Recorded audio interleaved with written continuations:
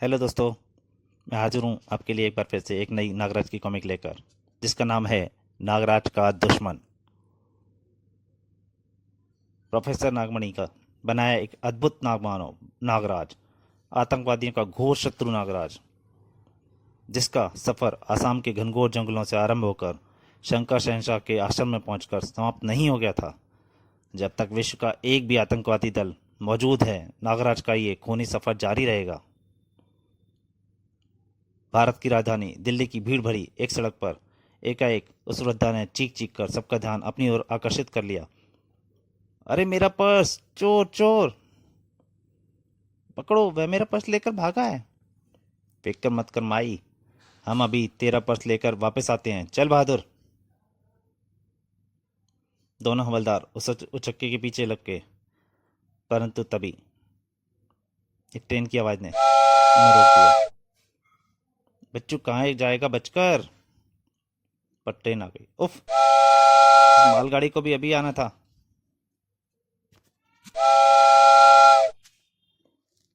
Train गुजरते ही दोनों हवलदारों का माथा घूम गया।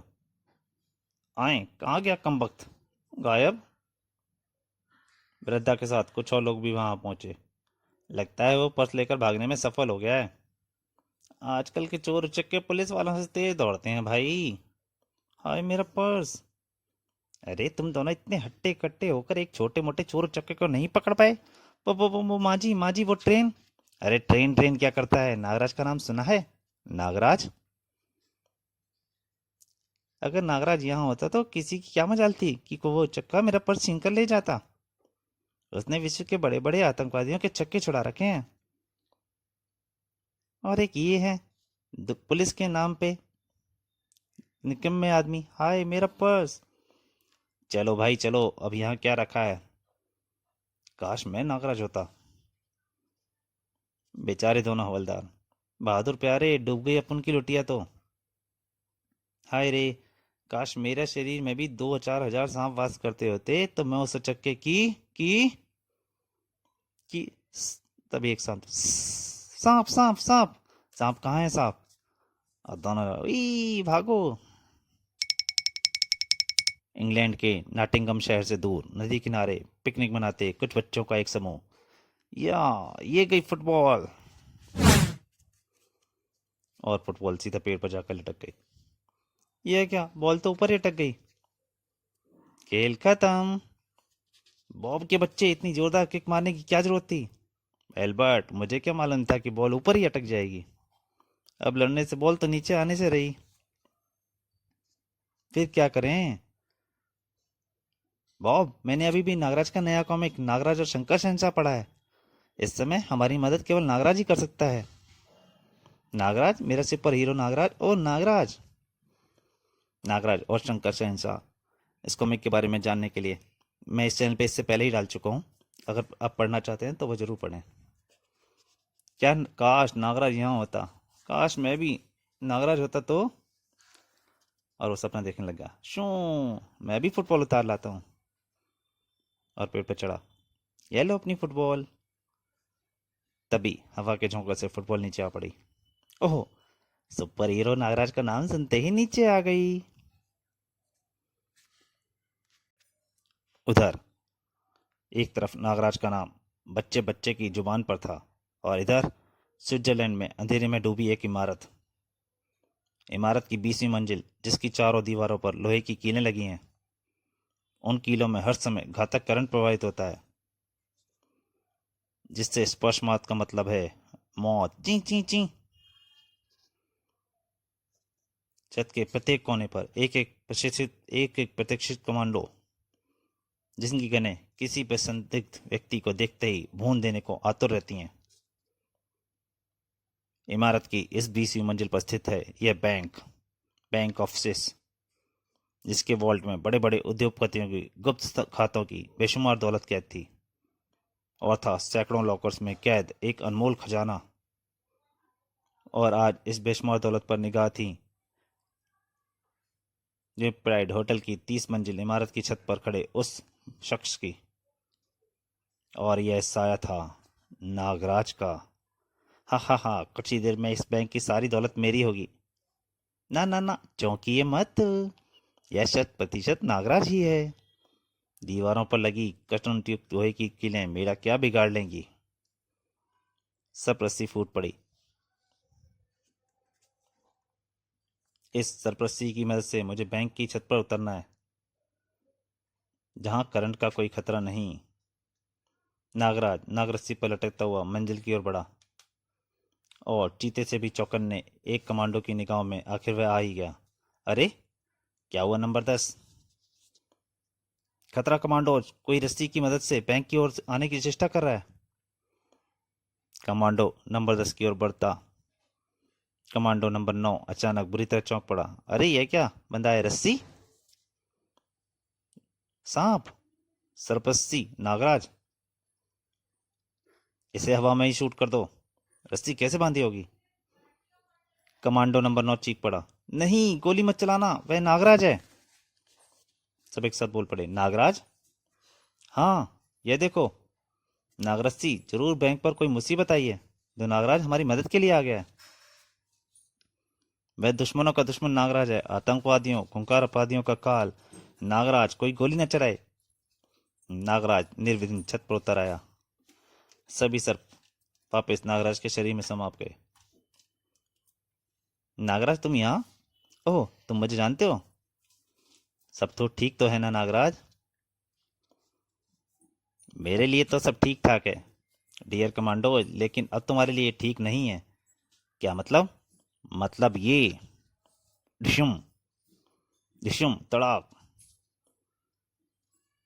मोहम्मद 10 की गन चीख पड़ती उससे पहले ही सरपस्ती झपटी, और सांप का फंदा कस गया। आ पलक झपकते ही चारों की लाशें फर्श पर पड़ी थीं। आज बैंक लूटने से मुझे कोई नहीं रोक सकता। सीढ़ियों से उतरते ही नागराज का सामना गैलरी में खड़े गश्त लगाते कमांडो से हुआ। अरे नागराज, नागराज यहाँ, नागराज, नागराज बेटे, काफी प्रसिद्ध हो। किसी को कुछ पूछने का अवसर नहीं मिला। तड़ाक, धाड़, डिशुम। तीनों कमांडोज खड़े तो बिल्ली की सी तेजी से वापस हुए खड़े हुए, लेकिन उनका सामना नागराज से था। अवसर चूकना अकुशल जंगबाज की निशानी है। शू। रस्सी खींचते ही तीनों कमांडो तेज झटके के साथ नागराज की बाहों में से गंजे में आ फंसे। और मैं अपने दुश्मन को कभी अवसर नहीं देता। तीनों कमांडोज का समाप्त करके नागराज हवा में उछला। गेट में करंट दौड़ रहा है, लेकिन मैं इसको छूऊंगा नहीं। नागराज ने वास्तव में भी सो छुआ नहीं था। अगले ही क्षण वह गेट के उस पार था। नागराज वोल्ट की ओर जाने वाली उस पतली गैलरी में दौड़ पड़ा। उसी क्षण दीवारों से ऑटोमेटिक गनें निकलकर नागराज पर बरस पड़ी। ओह, दीवारों में छिपी गनें! गोलियों के बौछार भी नागराज को न रोक सकी। कोई दूसरा होता तो उसकी लाश फर्श पर पड़ी होती, लेकिन मुझ पर बरसकर ये गोलियां अपने असली होने पर शक करेंगी। नागराज वोल्ट के दरवाजे पर जा पहुंचा, और तब तक गनों की सारी गोलियां बरसकर बंद हो चुकी थीं। अचानक नागराज के हाथ में कैप्सूल जैसी कोई चीज दिखाई पड़ी। वोल्ट। नागराज ने कैप्सूल वोल्ट के दरवाजे पर खींच मारा। बूम! कैप्सूल के रूप में यह एक शक्तिशाली बम था, जिसने वोल्ट के 1 फुट मोटे लोहे के दरवाजे के चीथड़े उड़ा दिए। अब मंजिल नागराज के सामने थी।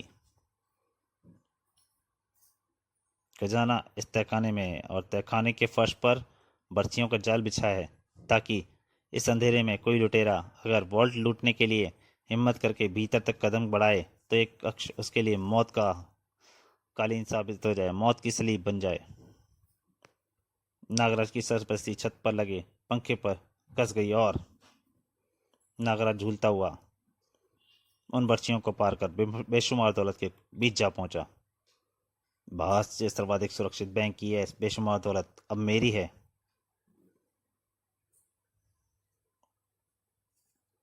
उसने अपनी बेल्ट की जगह बंधे फोल्डिंग बैग को खोल लिया और बेशुमार दौलत की तरफ आगे बढ़ा।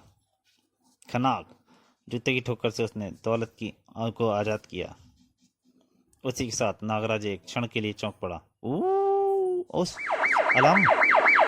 नागराज तेजी से सभी नोटों की गड्डियां बैग में भरने लगा। अलार्म लगातार बज रहा था। बैग लबालब भरने के बाद नागराज खुद छत की ओर लपका, लेकिन तभी फायर! ओह जी!